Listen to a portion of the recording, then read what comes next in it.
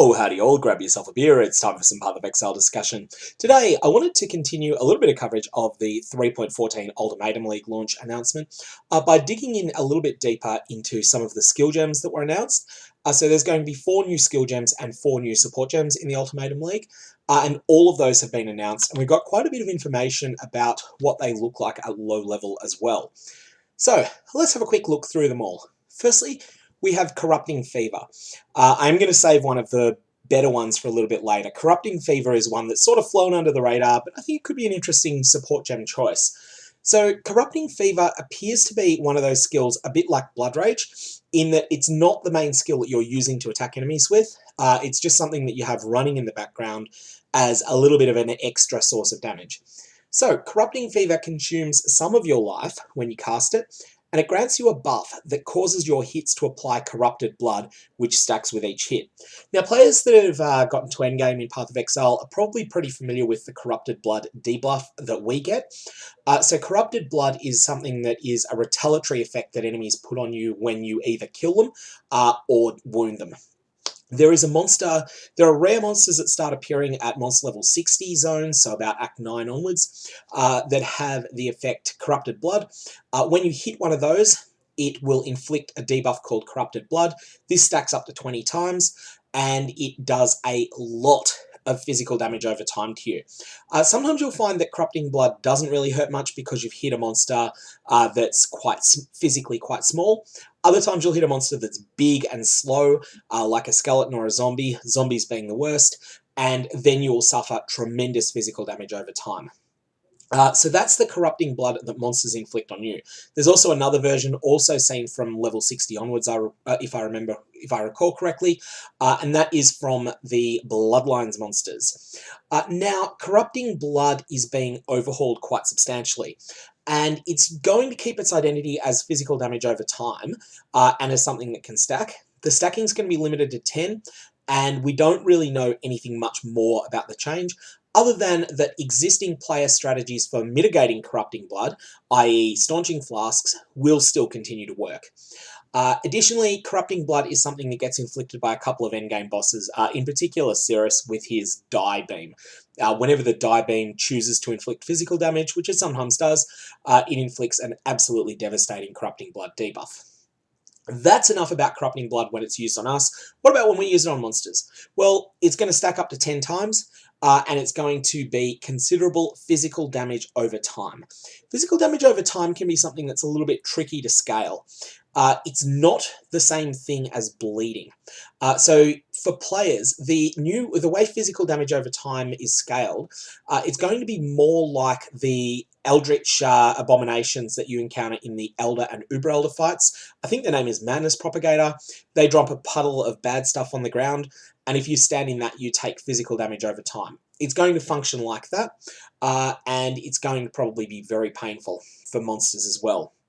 So, the way that this works, Corrupting Fever consumes some of your life when you cast it, and it grants you a buff that causes your hits to apply Corrupted Blood, which stacks with each hit, causing more and more physical damage over time. When a certain amount of life is consumed to use skills, this buff refreshes. So the way that you think of this is that, just like Blood Rage, you cast Corrupting Fever, and instead of initiating this decrease of your life pool over time like Blood Rage does, you get this buff for a period of time, but it just has a once-off life cost. Then you need to pay life to other spells, and as long as you keep doing that, Corrupting Fever will keep refreshing for you. I think this is something to keep your eye on, because it's a low-effort way of adding a lot of extra damage to certain builds. The builds that will be able to use this best will be the ones that that are already interested in scaling physical damage over time. And in particular, you're going to want a lot of sources of physical damage over time multiplier, which is a pretty difficult stat to get. Bleed builds might want to try and find ways to use Corrupting Fever, but we're not absolutely certain of that until we see it in practice. And also builds that are specializing in scaling just generic damage over time may find some use from Corrupting Fever as well. Anyway, definitely play around with this. Whatever type of character you're wanting to build, remember that Corrupting Fever exists, and when we get hard numbers on the gem at a high level, definitely consider, ask the question, does this fit my build? The second skill is the disgusting looking Exsanguinate. Now this is really one of the most revolting looking skills that I've ever seen. And like, this is not an attack on the artist. This is amazing artwork. It's just that they've decided to make some really, really dark and horrible looking content here. That looks like veins of blood reaching out to constrict around something. And essentially, Exsanguinate uses life instead of mana to shoot tendrils of blood in front of you, applying a strong physical damage hit and also a physical damage over time debuff, which can be stacked up to 3 times. You can also support it so that its tendrils chain from one target to the next. That last line is interesting. So what this means is that you could use this in conjunction with something like chain support, but unlike something else that you might choose to attach chain support to, like for instance Arc, it doesn't inherently chain. So you can think of this as having 0 chains but being eligible to chain. And when I hear has 0 chains and is eligible to chain, I always start thinking, what ways could I make this chain? And start looking at things like there's the Snake Pit Ring, there's the Deadeye Ascendancy, which probably won't work because these aren't projectiles, but I'll have to check that. Well, maybe it is a projectile. We'll have to see exactly how that works. But there's a bunch of things to keep in mind as options. There may also be a Labyrinth enchant that allows Exsanguinate tendrils to chain once, which would be an extremely powerful option. So keep an eye on that. But basically here we've got this same sort of concept that we'll see a few times. Initial physical damage hit and also physical damage over time. These can be quite tricky to scale together. Generally speaking, most support gems will either amplify the damage over time aspect at the cost of lowering the hit, or they will only amplify the initial damage hit. So you're going to need to make a choice. Either you want to focus entirely on the damage over time aspect, or you want to focus on the hit. Or alternately, you would use one of the new support gems to do both. It is very important to also say that if you are capable of chilling enemies in some way, then the support gem Hypothermia will only scale the hit damage because these new effects are not ailments. Hypothermia can be used to scale ignites, because the ignites are an ailment, and hypothermia though just says that you get more damage with hits and with ailments. You're not getting more damage over time with these gems. So I just want to get that out there. Hypothermia doesn't work. Anyways, that's Exsanguinate. It looks disgusting, but it could also be very strong and very interesting to use. Reap is the one that's had probably the most interest online. Reap is simply conjures a magical scythe. Now, it's important to state that this is not a weapon attack. Reap is actually a spell. So you think of Reap as being more mechanically in line with something like Ethereal Knives, which doesn't care about your weapon, just makes an attack that sort of looks like it's coming from a weapon. But here it's a massive scythe coated in blood that swings across an area, applying strong hit damage and also physical damage over time. Now, what's really interesting with Reap is that it gains charges that can scale its damage up and also increase its life cost up to 5 times. So Reap, you're paying life instead of mana to cast it. Now, it's particularly potent against single target enemies. The way that it handles this is that it grants you a charge every time you hit an enemy with it and that enemy doesn't die. When you kill an enemy, you lose one of these charges. And so if you're focusing on a single enemy, then Reap will enable you to use it. Once you've used it 5 times, you will then start hitting very, very hard because you'll have 5 of these charges. You will also be paying twice as much life. And so if you are deciding to play around with Reap, then you're going to need to find some solution to the amount of life that you're going to be spending on casting this skill, which of course there's plenty of ways to do. Next up is Petrified Blood. Now, Petrified Blood is one of those things that when you read what the skill does, it sounds pretty bad.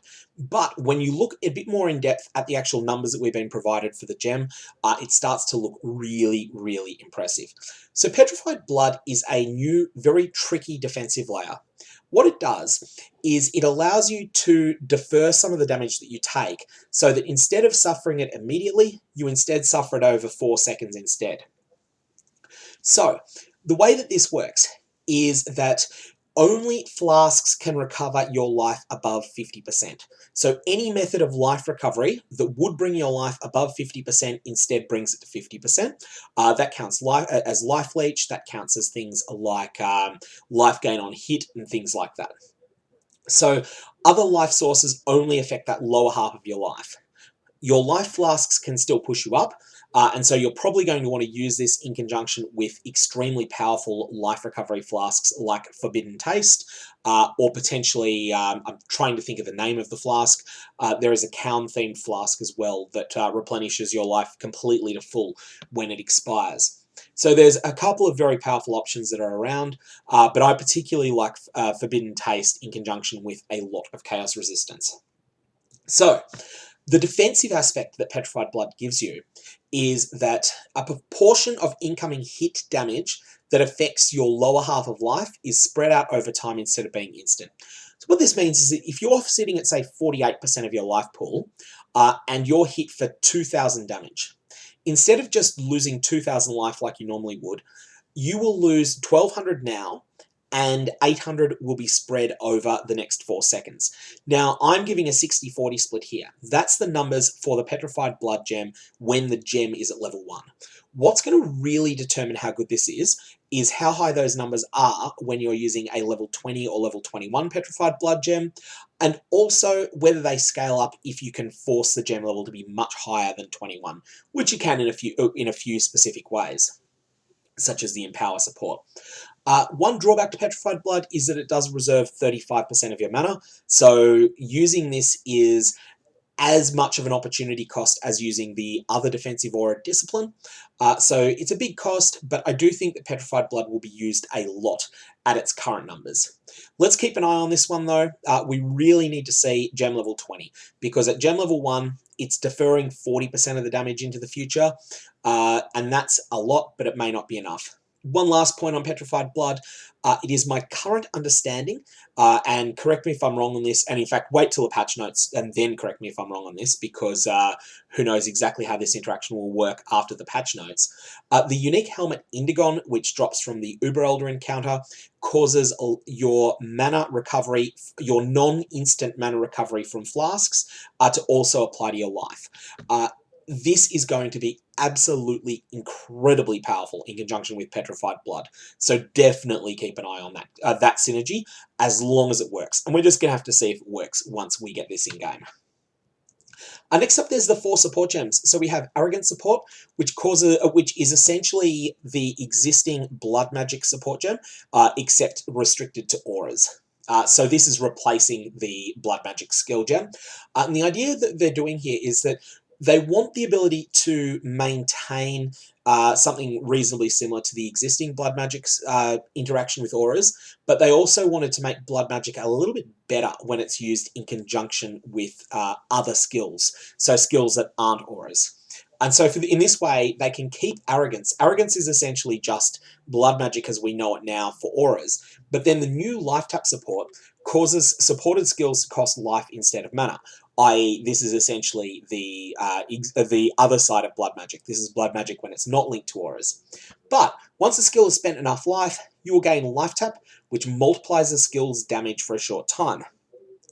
So this is a powerful little option for if you've got a spell that you're scamming, skill that you're scamming.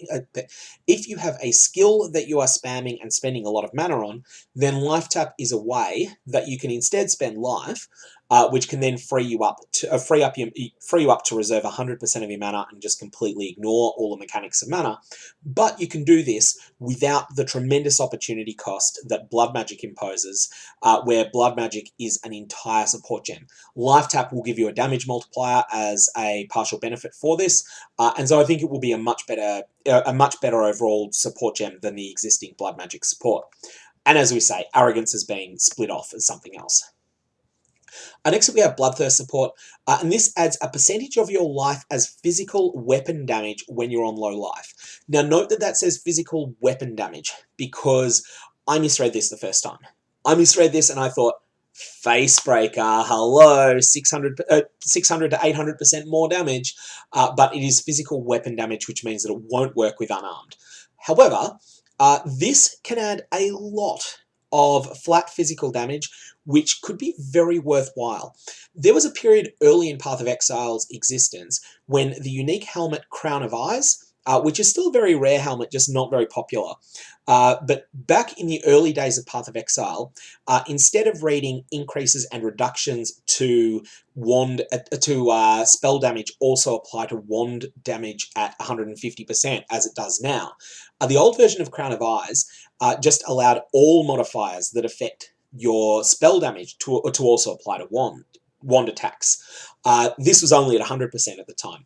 And the reason this was so strong was that it meant that you could use low life in conjunction with Pain Attunement, the keystone that grants you 30% more spell damage when you're on low life.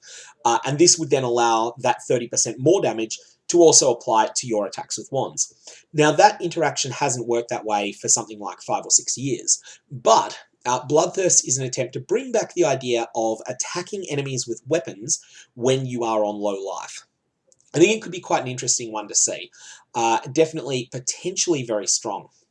And finally, we have Cruelty Support here, which grants a buff which increases the damage over time that you deal with supported skills, but it also boosts the hit damage from the supported skills, and the harder that you hit, the more of this cruelty buff that you get. So that can read quite messily, but essentially, the more damage that you do with hits with this skill, the more that your damage over time with that skill will be amped up.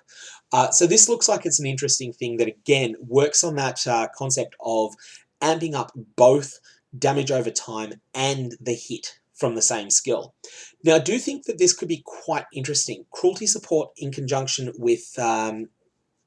Cruelty Support might have some strong interactions in conjunction with Hypothermia Support if you are an Elementalist that is inflicting ignites on enemies.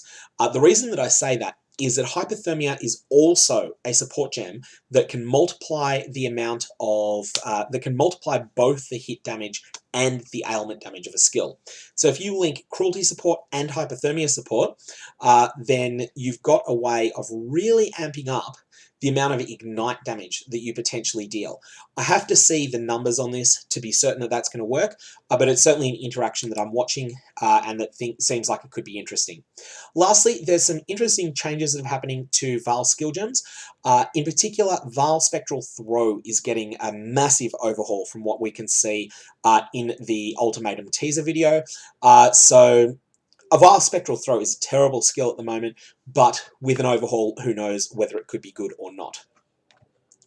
And lastly, this is just a quick summary that all this information has come from on the pathofexile.com/ultimatum site. Anyways, I think I'll leave it there. I am quite excited to follow these. If you are thinking of planning a build around any of these new skills, such as the disgusting-looking Exsanguinate that you see here, definitely hold off until the patch notes and the level 20 gem information is revealed. This will take place on Thursday my time. I'm in Australia, so it'll be Thursday afternoon my time. If you're in the United States, like most of my viewers are, then you will probably be, this will probably be very, very, very early Thursday morning for you, or possibly quite late on Wednesday evening. Hold out for this, because it's the information that you need in order to decide whether these skills look like they're going to be effective or not. But for the moment, I think it's worthwhile just having a little bit of a thought and giving some thought to what you might want to do. Anyways, I'm going to leave it there. If you've got any comments or questions, fire away below. Otherwise, I hope you have a good one, and I'll continue to cover all of the information that comes out about the Ultimatum League.